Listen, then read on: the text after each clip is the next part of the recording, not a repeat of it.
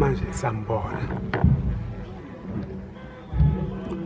Kwathi uma kuhamba uthuthuka nomsebenzi wami, abantu babengilethela amathulusu ngendlela eningi ezihlukene. Imali yona yayingeningi ngoba ngangenzela ukuthi ngikwazi ukuthi ngithole ukuthi ngidle. Uma ngibiza kakhulu bazongibaleka. Biza kancane nje ngikwazi ukuphila. Kodwa imanga zazenzeka khona lapho. Ngagcina ngaba namathulusu amaningi.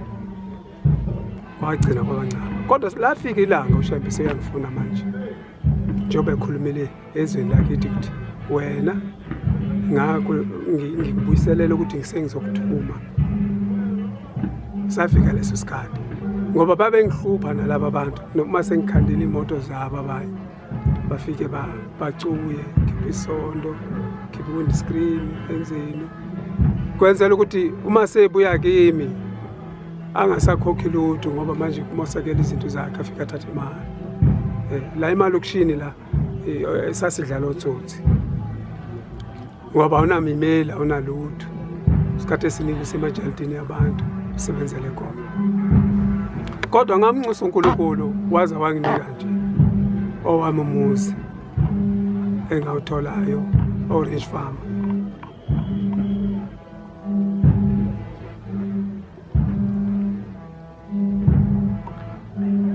Orange Farm ngiyothola kanjani lo muzi?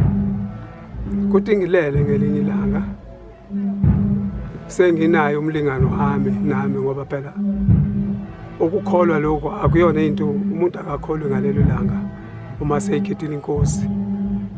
Agcina kwazi ukulandela yonke imithetho asayikhetha inkosi. Umuntu umuntu yenza uhambo olukhulu kuze amungene uNkulunkulu amuzwe akwazi ukumhlonipha nokugcina imithetho. Manje ngagcina ngayitholela omunye umakoti ngoba emuva bekudura ukuthi ngibuyele emuva. Ngagcina ngathola omunye wangakithi ke sahlangana sahlalisana nje.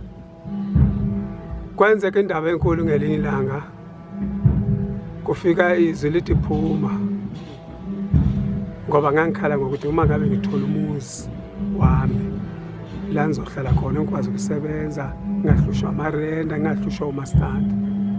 Manje ngelinye ilanga izwi lingivusa ekseni lithi phuma hamba estation thatha isicephu thatha umnazaretha wakho thatha isihlabelelo thatha iBhayibheli thatha lezi zinto lezo sithi asihambe ushizi landela mina ngilandela izwi ngifika estation lithi mana la ngama saqhamuka isitimela lathi siyeke lesi ngaqhamuka esinye lathi siyeke lesi lezazi siyojika eNaledi kwafika lesi sinye esiya esithi esikhomba ngapha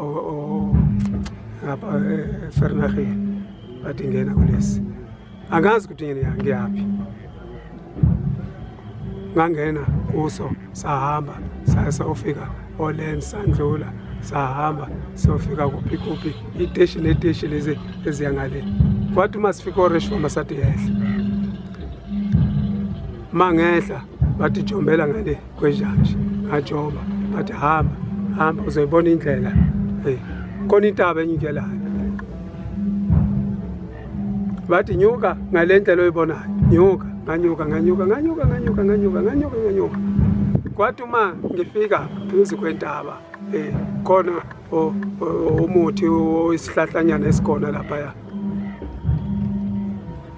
ngoba ilanga sengathi liqanda ngathi kushisa.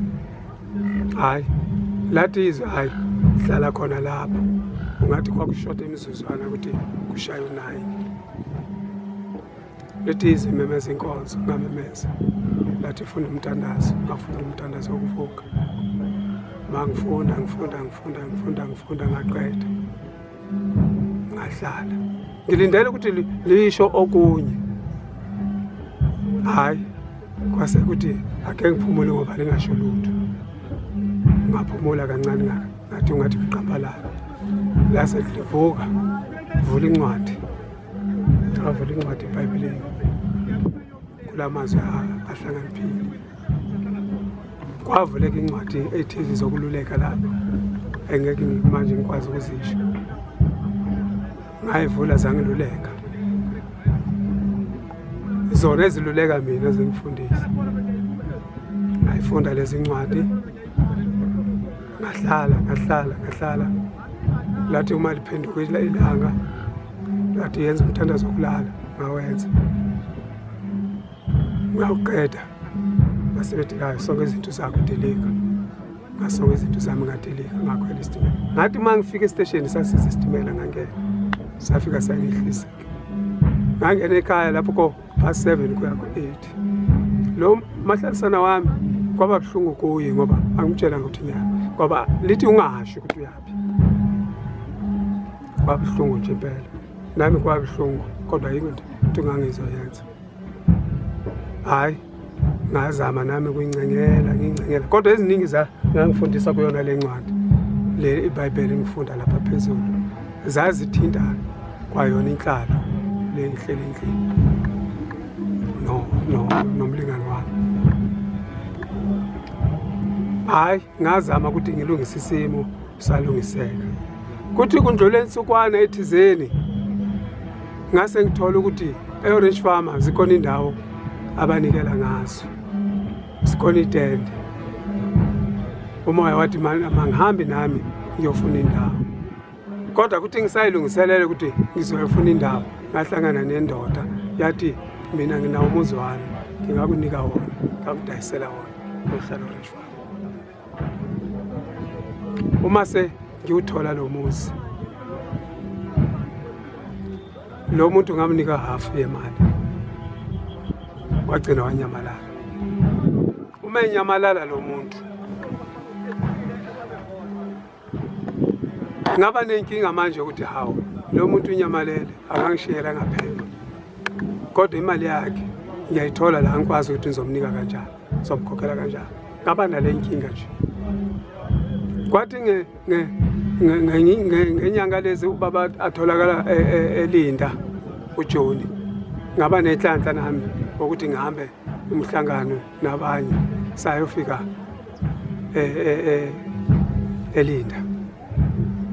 Futhi ngihambanga nomuntu, ngayibuzela nje kubantu ngoba nganginenkinga yokuthi lana senzolahlekela la.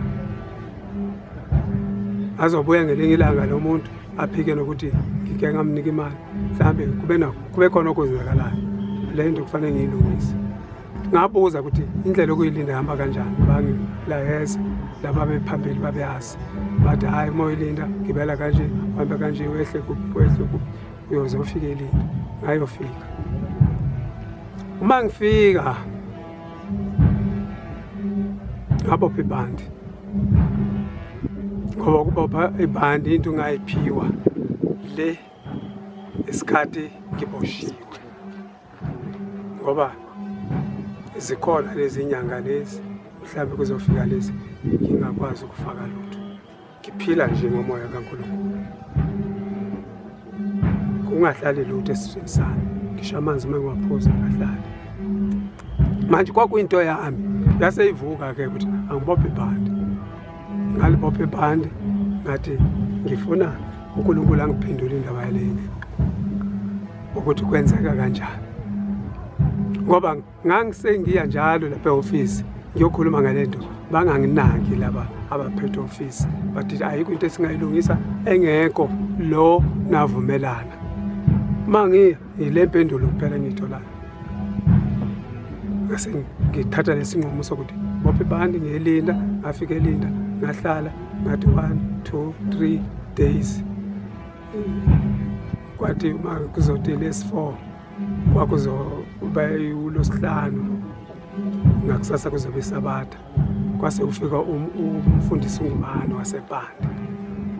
Okuyena umuntu owayesebenza kakhulu kulesandla sangakithi saseNyakatho.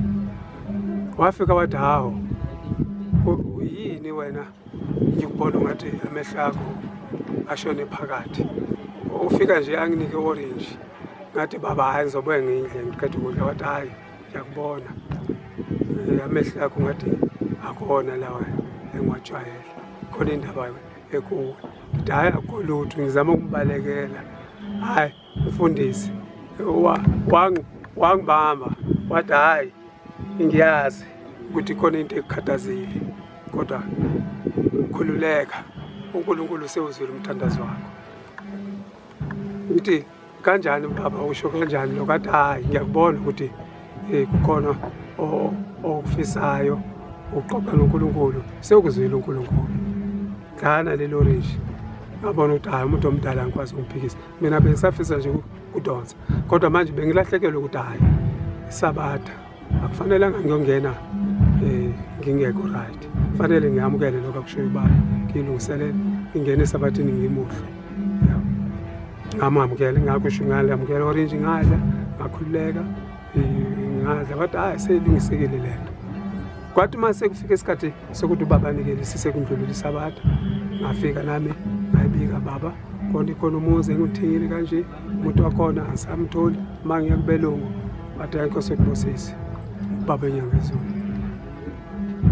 Kwathi uma sengibuya ngizolala impendulo sengiyithola khona lapho ngingakabuyela ekhaya ngambona ubaba ephakathi kuleli office la kuhlala labelungu babe phambanisela izinto mangifika bangilahlele banganginiki iqiniso ukuthi kufanele ngenze njani. Ngambona ubaba inyanga ezulu efika kubona labelungu phakathi kubona wangena wathatha amaphepha lawa abhalwe amagama ami wasayina wathatha isiqivizo wacivisa wathi nansi iphepha lakho itayitela lakho. Hayi kwase kufika isikhathi sokuthi ngibuyele ekhaya ngathi mangifika angenzanga okunye kwathi ngakusasa ngavukela khona office mangifika ngithole lo mlungu ngafika ngathi hey ndoda sekwesithathu ngibuye kuwe noma kwesine sengibuya kuwe ngiza ngalolu daba leliya phepha. Uthi lo mlungu konje wena ofika ngalento ngithi yebo ngangisenzile isiluleko sokuthi umuntu awumbheke umuntu mayephethe ubheke ukuthi yini ayithandayo umphathe. Ngangibona ukuthi uyabhema ukwayele nje ngathenga nje ulungisa ngafika ngathi isipho sakho lesimlungu wathi wathatha hayi wathola ukuthi hayi akuvulwanga kusahlile hayi ukuthi uvulile wathatha uthi hayi ngiyakupha angibhemi ngiyakupha ngathi ngize ngalolu daba la kwasithi hayi lalela la wena hamba manje ngizokunika iphepha la ufike ulinamathisele lihlale insuku zibethathu elesine ulithathe ubuye nalo njengalezi insuku ungayilinda mina ubuye nalo uma engaqhamuki ubuya nalo mina ngizofika ngikwenzele iphomedi. Uma ngifika ngenzela amaphomedi kunendawana lezi ngasayina sayina la ngasayina manje athi hawu ndoda yini wena uma ukhuluma nami la ukhuluma ngesiZulu kodwa isilungu awusikhulumi kodwa ipheni lakho la ulidweba khona ungathi lo muntu ofunde kakhulu. Ngithi ya ngifundile mina athi phoma nje yini ungakhulumi isilungu. Ngithi hayi ukuthi isilungu sala angizange ngisifunde. Uthi kanjani ungazange ufunde isilungu? Ufunda isilungu sakho ngathi ngifundisa sePortuguese. Uthi kanjani umuntu okuhamba wena la ufuna nale indlu? Ngithi hayi lalela kahle ngitshela angiyena umuntu okuhamba mina ngumuntu wala futhi la kuse-Afrika. Umuntu okuhamba uwe umuntu okuhamba uwe wena uma ungehlangana ngebhanoyi wehle ngesikebhe. Uma kungehlanga wena ngebhanoyi noma ngesikebhe kusho ukuthi abazali bakho nomkhulu bakho ibona beza ngalezi zinto la. Mina la ubaba wayesebenzela umuntu onjengawe wasethatha umlungu onjengawe waya le eMozambique bese ngikhona mina